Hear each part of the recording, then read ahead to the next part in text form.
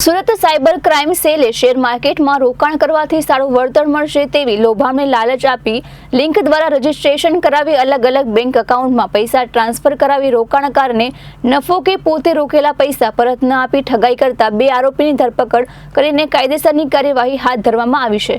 આ અંગે એસીપી શ્વેતા ડેનિયલે માહિતી આપતા જણાવ્યું હતું કે આ ગુનામાં પણ આરોપીઓએ રોકાણકારને શેર માર્કેટમાં રોકાણ કરવાથી સારું એવું વળતર મળશે એવી લોભામણી વાત કરી હતી અને લિંક દ્વારા રજીસ્ટ્રેશન કરાવી શેર તથા આઈપીઓમાં રોકાણ કરવા માટે અલગ અલગ બેંક એકાઉન્ટમાં લગભગ 35,31,000 રૂપિયા ટ્રાન્સફર કરાવી નફો કે રોકેલા રૂપિયા પરત ન આપતા ઠગાઈ આચરી હતી, જેથી ભોગ બનનારે સુરત સાયબર ક્રાઇમ પોલીસ સેલમાં ફરિયાદ નોંધાવી હતી, જેના આધારે પોલીસે બે આરોપીની ધરપકડ કરી છે। પોલીસે પ્રદ્યુમ્ન પાંડે અને પ્રતિક વસાવાની ધરપકડ કરી છે। પકડાયેલા આરોપી પ્રદ્યુમ્ને પોતાનું નામનું નવું બેંક એકાઉન્ટ ખોલાવી તે બેંક એકાઉન્ટમાં 30,000 રૂપિયા કમિશન લઈ આરોપી પ્રતિકને આપતો હતો અને આરોપી પ્રતિક આ બેંક એકાઉન્ટ પ્રેમના નામે વ્યક્તિને કમિશન લઈને આપતો હતો।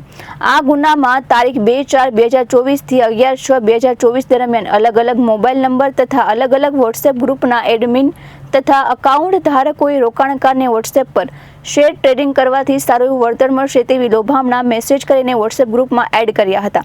તે ગ્રુપમાં શેર માર્કેટમાં ઇન્વેસ્ટ કરવાથી સારું એવું વળતર મળશે તેવા મેસેજ કર્યા હતા। બાદમાં રોકાણકારને વોટ્સએપ પર શેરખા મેક્સ નામની એપ્લિકેશનની લિંક મોકલી હતી। એપ્લિકેશન ડાઉનલોડ કરતા અને તેમાં રજીસ્ટ્રેશન કરાવી ટ્રેડિંગ એકાઉન્ટ જનરેટ કરાવી હતી।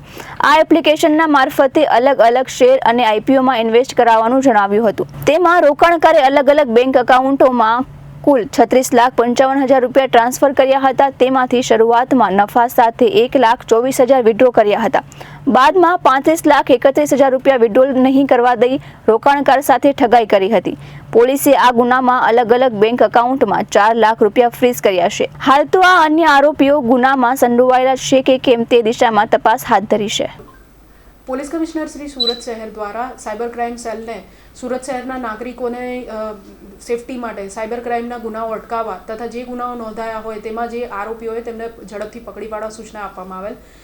તે અંતર્ગત સાયબર ક્રાઇમ પોલીસ સ્ટેશનમાં અગાઉ નોંધાયેલ 47 નંબરનો ગુનો, જેની અંદર ફરિયાદી સાથે કુલ 14,12,000 રૂપિયાનું ઇન્વેસ્ટમેન્ટ ફ્રોડ થયેલું હતું, જેમાં અગાઉ બે આરોપીઓ રાજ ઉર્ફે પિન્ટુ, જયરામદાસ વૈષ્ણવ તથા કમલેશ નાનાલાલ જાટ વગેરેને પકડીને તેઓની વિરુદ્ધ જરૂરી કાર્યવાહી કરવામાં આવી હતી।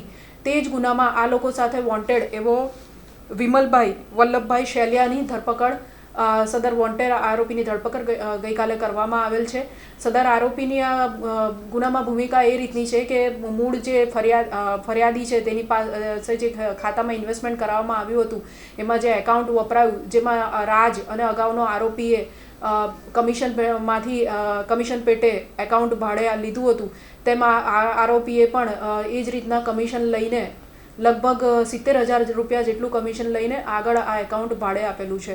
સદર આરોપીને હાલ પૂછપરછ ચાલુ છે અને વધુ ઇન્વેસ્ટિગેશન સદર કેસમાં ચાલુ છે।